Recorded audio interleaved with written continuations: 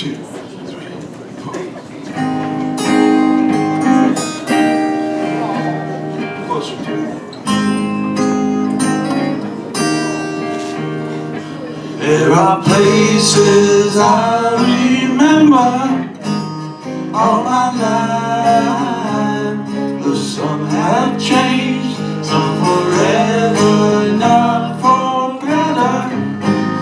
Some have gone, and some remain.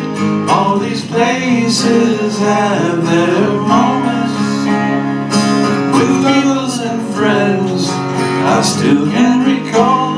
Some are dead and some are living.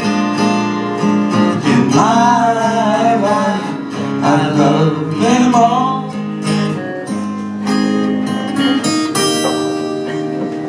But of all these friends and lovers, there is no one compares with you.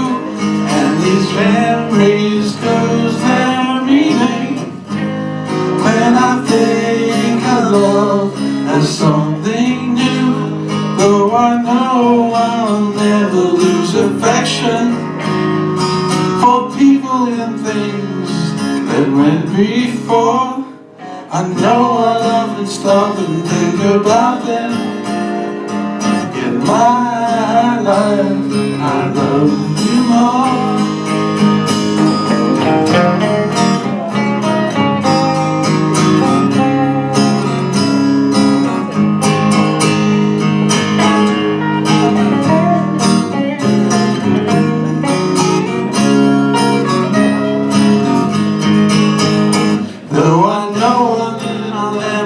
Affection for people and things that went before. I know I'll often stop and think about them. In my life, I love you more.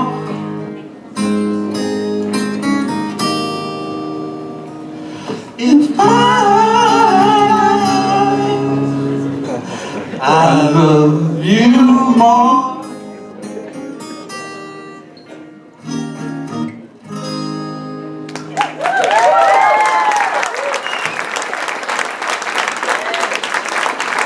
Alright, we'll blame that on John Lennon. I think we could do a falsetto better than we ever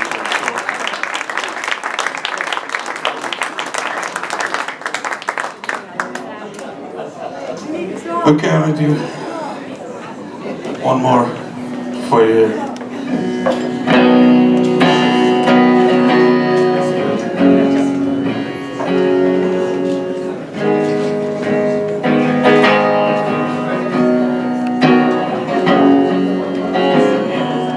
It's been 7 hours and 13 days since you went away.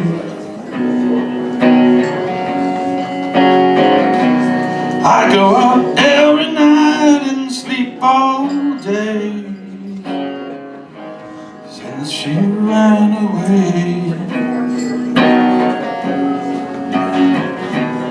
I can eat my dinner in a restaurant, but nothing can take away this pain, 'cause nothing compares to you.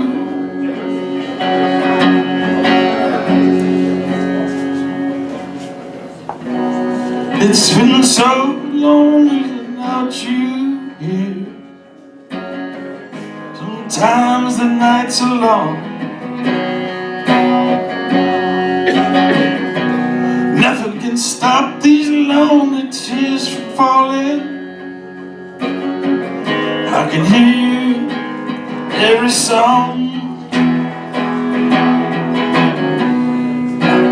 Put my arms around every girl, but I just think of you.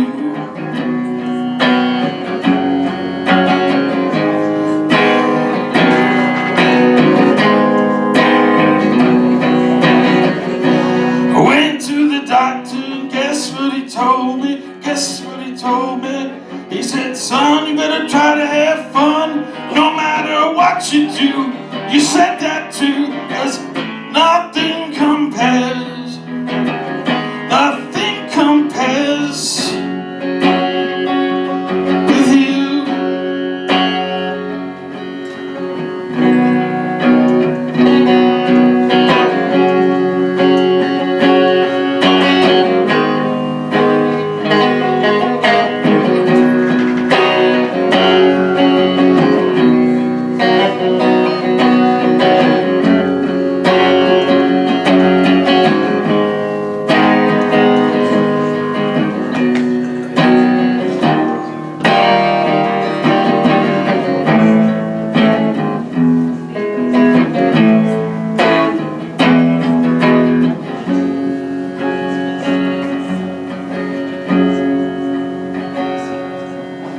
All the flowers that you planted all around us now, they're never gonna fade away. All the lives and the hearts you touch, they're gonna keep on dreaming, reaching for the sky. 'Cause nothing compares. Nothing compares to you. Nothing compares. Nothing compares to you.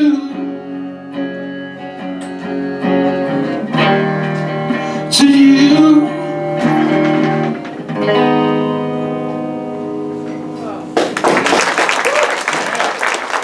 Thank you very much.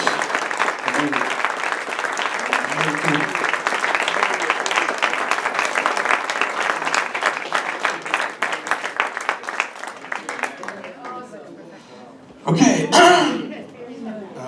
I think there's a few people who want to say a few words. Or maybe not. I do. Okay, anyone would like to? Gerald, come on up.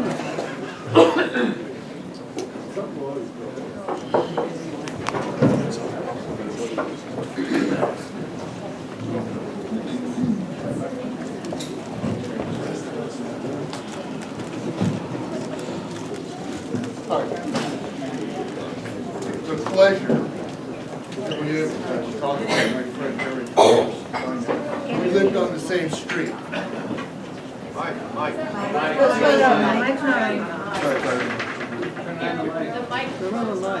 It's my pleasure.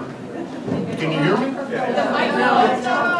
To talk about Harry Powers as my friend. We lived on the same street. I met Harry Powers in 1974. And I've known him longer than I've known my wife. I was in the MFA program at San Jose State.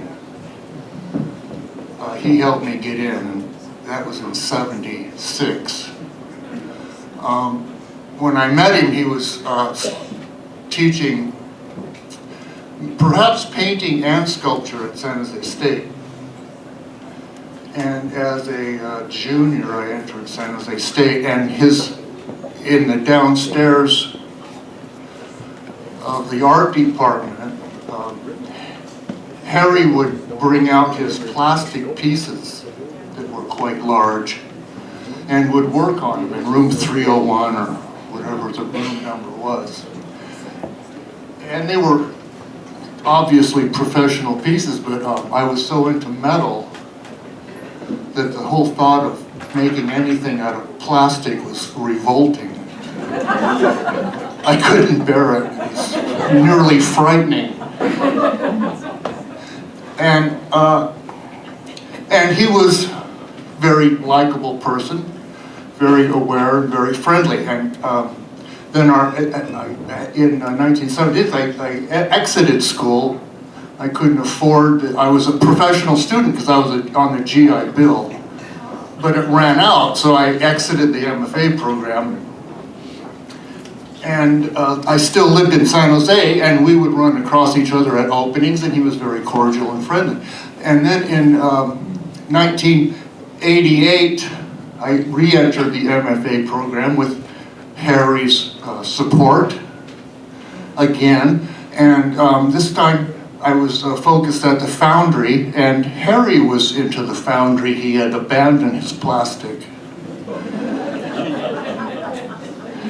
Right, much to my pleasure. We worked side by side very often, and he was, again, very friendly, very supportive, knowledgeable, and elevated. His messages were all-encompassing. They were calm. And I was blabbing a lot about what I was reading. I was reading John Barth. I was gobbling up everything I could read about with John Barth, and I was telling everyone I knew, hey, read this. This is a really groovy writer. And everyone would, I was boring. Please don't talk to me about what you're reading. And then Harry one day invited me. They had invited John Barth to come to the state, San Jose State University, to talk, and Harry invited me and my wife to faculty reception up in the student union room or something, and I was introduced to John Barth by Steve French. And from all my talking and yakking away at the foundry, Harry picked up on it and was able to make these connections with Steve's help, and I'll never forget that. What a generous, open-minded thing to do. And then another person that Harry was able to connect me with in different ways, like Dick Tansey was a dear friend of his, and liked him very much, and I did too. And at Harry's wedding, I was able to sit with Dick Tansey, and as a not a peer, but at least a member of the community, and it was very exciting. And I'm trying to encompass a lot of years in this very short speech. It could go on. As I was a friend of Harry's, I was invited to his house, and there were these plastic pieces in his very exquisite living room that I once denounced in my mind, that now stood up so glowing and beautiful. And I was very happy to see them. And I was ever more made aware of how cool Harry Powers was. And I was very, and am grateful that he was my friend. Thank you.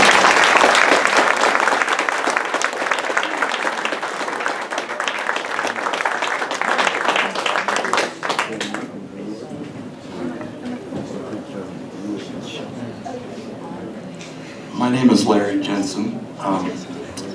Harry was my dad by marriage. What I most wanted to say about Harry was, even though I was not his blood son, he loved me and accepted me and acted like a father to me, as much as a man can. I felt totally like he was my dad at all times, and I still feel that way today.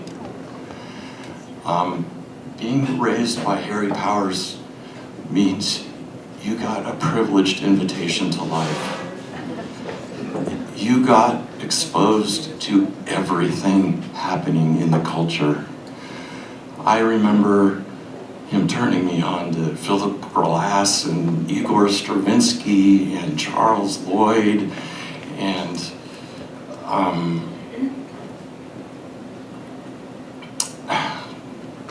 all. Grateful Dead? As a matter of fact, the Jefferson Airplane, the Grateful Dead, We were not sheltered. We went to the peace marches, we went to the art openings, we went to the happenings. I remember being raised around San Jose State in 1970, I think it was, the first eco fair. I was a kid running around, 11 years old, on the edge of the pit when they were burying the Cadillac on campus. I got to be there and experience those things, and so much because Harry made my life rich. And boy, I can regret some of the things I said and did back then. But he always forgave me and always loved me. And I am so blessed to still have connections with his family, a really wonderful bunch of people. Cousin Mike, Lizette, Celeste, Kelly, I love all you guys. I love growing up with you guys.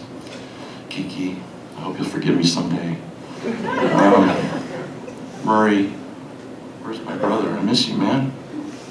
Stay in my life. Anyway, I'm gonna cut this short now. I love Harry. I'm gonna miss him dearly. And I wanted to go early because I knew it was gonna be hard for me to talk later. Thank you for listening.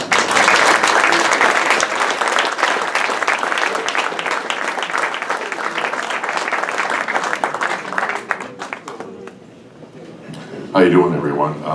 My name is Sean O'Kane, and I knew Harry through the San Jose Dublin Ireland Sister City program. However, I knew Harry originally as a legend at San Jose State. I want to tell you just a couple of stories, but first, we have a scholarship program where we bring over a student from Dublin City University over to San Jose State to finish their master's. And typically the students that come over from Ireland are in the engineering department. Well, we just started our second scholarship program, sending a San Jose State student to Dublin, Ireland. And this student will be and is a sculptor. Bravo. So we'll be studying in Dublin. And this is, I think, a direct result from Charlotte Powers, thank you, right here. It's my second mom. And Harry.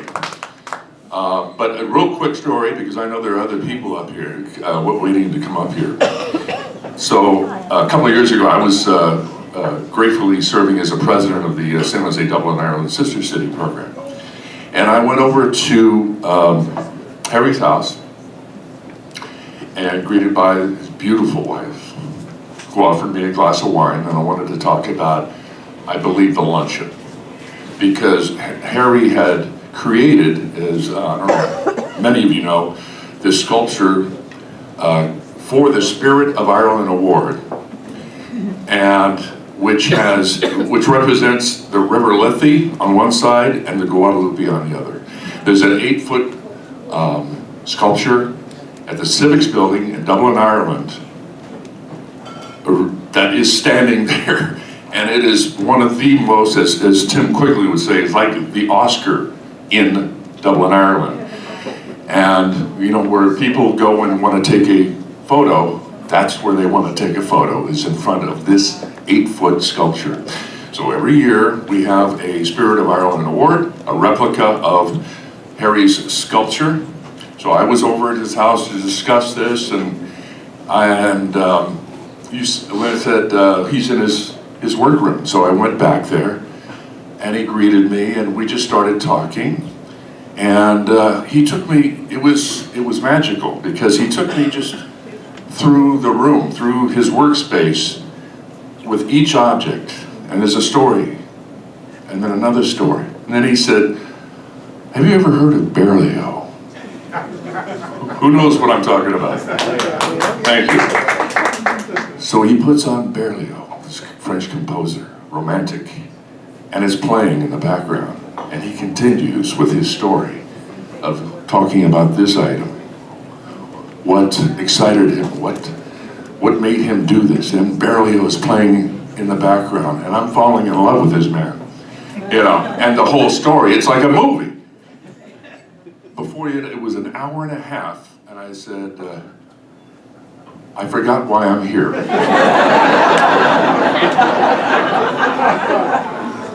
I said, well, just show up. But anyway, I just wanted to share that with you. He's an amazing person, still is, and by the way, he's here right now. Thank you.